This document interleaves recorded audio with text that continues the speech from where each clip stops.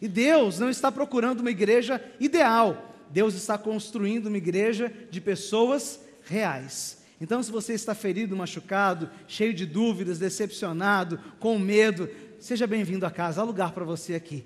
Junte-se ao nosso mosaico, junte-se à nossa casa, e nós vamos juntos alcançar aquilo que Deus tem para as nossas vidas. Existem duas maneiras de ser humano.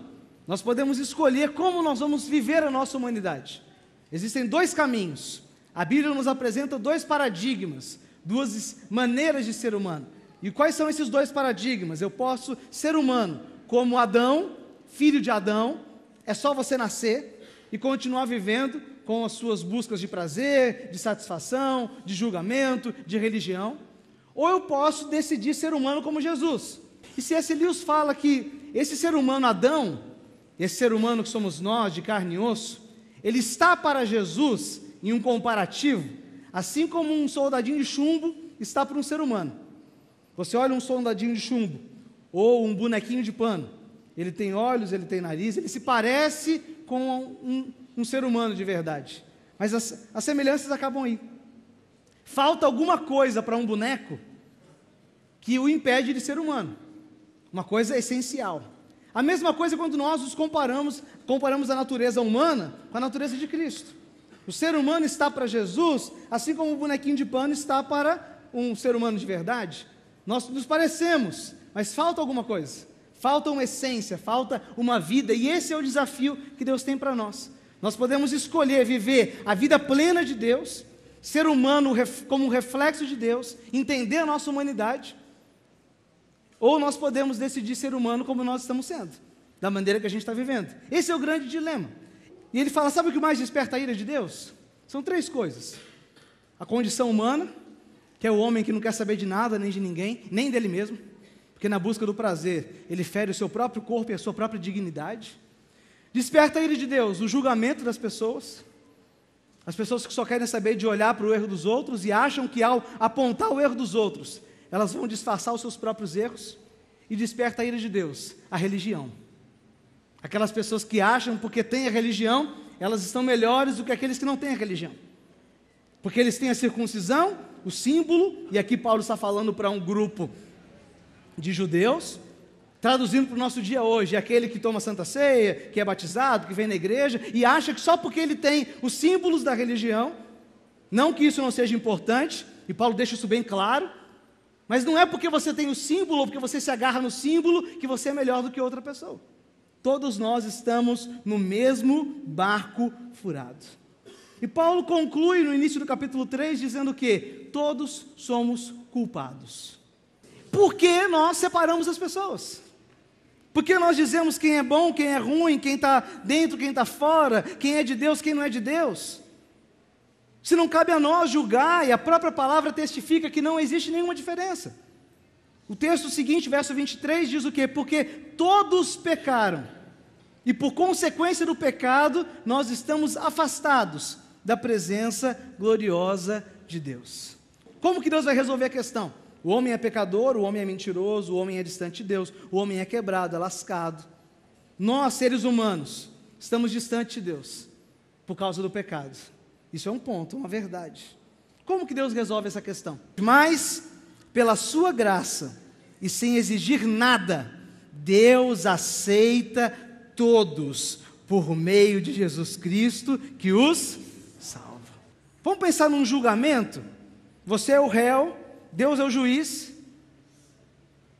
o diabo é o promotor de justiça, acusador, e Jesus é o seu advogado, o filho do juiz. E aquele que acusa diz: a lei tem que ser cumprida, o salário do pecado é a morte. Você tem que morrer, você, o réu, tem que morrer. Deus olha para o réu e fala: realmente não dá para defender o réu. Ele é pecador, ele está errado. Como que eu vou defender o réu? Ele vai morrer, mas ele não aguenta a morte. Ele não pode suportar a morte. A morte é o fim para ele. Então o juiz, ao invés de... ele executa a sentença porque ele é justo, mas ao invés de executar a sentença sobre o réu, o advogado, que é filho do juiz, se apresenta para falar: eu pago a conta dele. Eu fico no lugar dele. Ao invés dele morrer, porque ele não vai aguentar, ele não vai suportar a morte, eu morro no lugar dele. E Jesus assume a forma de um servo e morre em nosso lugar. Quando nós cremos em Jesus, no que Ele fez por nós, nós nos tornamos perfeitos diante de Deus. Mas uma perfeição dentro da imperfeição. Isso é um mosaico. Quando a gente sozinho, é só uma peça imperfeita. Mas quando nós nos juntamos a outras pessoas, machucadas, lascadas, feridas como nós formamos algo chamado corpo de Cristo, que é um corpo composto por partes diferentes, onde o amor e a justiça se encontram. Sabe qual é o nome desse lugar? Igreja. Igreja deveria ser um lugar onde o amor de Deus, pleno, se torna real e se encontra com as pessoas justas diante de Deus. A igreja tem que ser um lugar onde as pessoas são aceitas. Fala comigo, aprender a aceitar as pessoas sem aprovar as suas condutas. O fato de você aceitar alguém não quer dizer que você aprova o que ela está fazendo. Jesus não aprovava a conduta dos pecadores, mas ele sentava com eles. Ele sabia quem era aquela mulher que estava tocando nos pés dele. Que todo mundo está falando, olha Jesus lá, ó. Se ele soubesse a fama dessa mulher que está lavando os pés dele, ele sabia. E o fato dele saber não quer dizer que ele aprovava o que ela fazia, mas ele estava ali por amor àquela pessoa. Nós, como igreja, não estamos aqui contra as pessoas, estamos aqui contra o pecado. A ira de Deus não é a nossa. Entenda isso muito claro. Você não é Deus. Fala para o seu vizinho assim, você não é Deus. Então, a ira de Deus se manifesta sobre o pecado das pessoas, e não as pessoas. Você não é Deus, então a sua ira não tem nem que se manifestar. O seu papel aqui, como parte da igreja de Cristo, é amar as pessoas, abraçar as pessoas, acolher, cuidar, ser o bom samaritano. Pega o seu dinheiro, pega a sua carroça, leva a pessoa para uma hospedaria, paga o tratamento dela. Deixa um cheque lá falando, ó, quando eu voltar aqui tem um cheque em branco, se tiver mais alguma necessidade, eu pago. Esse é o papel da igreja, cuidar das pessoas, amar, acolher, não perguntar qual é a raça, qual é a etnia, qual é a opção sexual, qual é a opção política. A gente pode discutir isso? É claro que a gente pode, mas isso não interfere em nada na mensagem da graça de Deus. Porque você pode não querer sentar na mesa com algumas pessoas, mas na mesa de Deus, a mesa é de Deus. De quem é a mesa? A festa é de Deus. Tudo que você tem é um convite para a festa. A graça não vem de nós, a graça vem de Deus. Não é o nosso esforço. A gente não pode dar graça para as pessoas, porque a gente fica com raiva das pessoas. As pessoas nos incomodam. Quem nunca foi incomodado por ninguém, que atire a primeira pedra. As palavras das pessoas nos incomodam, as atitudes, os comportamentos, nós somos incomodados. Mas a graça não vem de nós mesmos. Obrigado a Deus por isso. A graça não vem das pessoas, a graça vem de Deus. Ela vem do alto. O homem não tem meio para alcançar a graça, mas Deus tem. Sem Deus a vida não tem graça, literalmente. Porque você pode até ter um certo prazer em algumas coisas, mas é um prazer que vai te derrubar. É um prazer que vai te trair.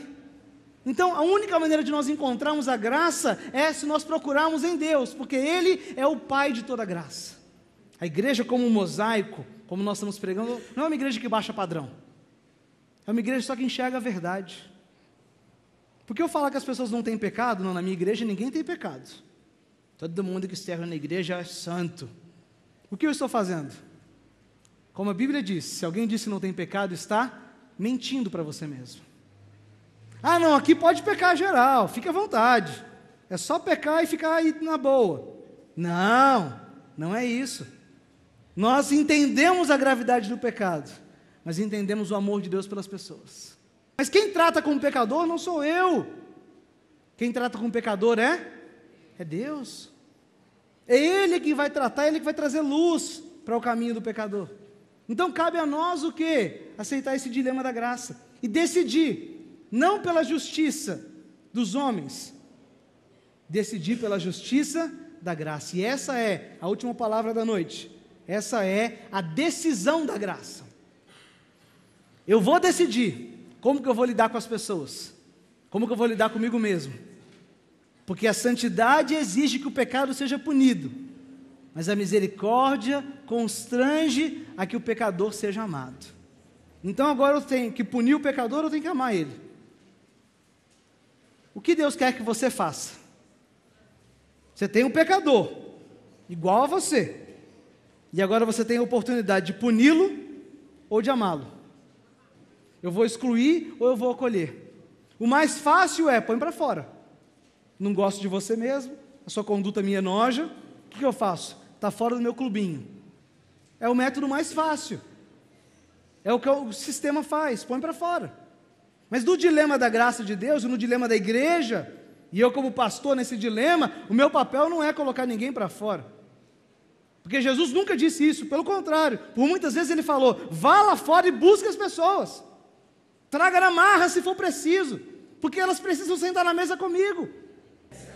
Deus consertou a situação e também agora permite que vivamos em sua justiça.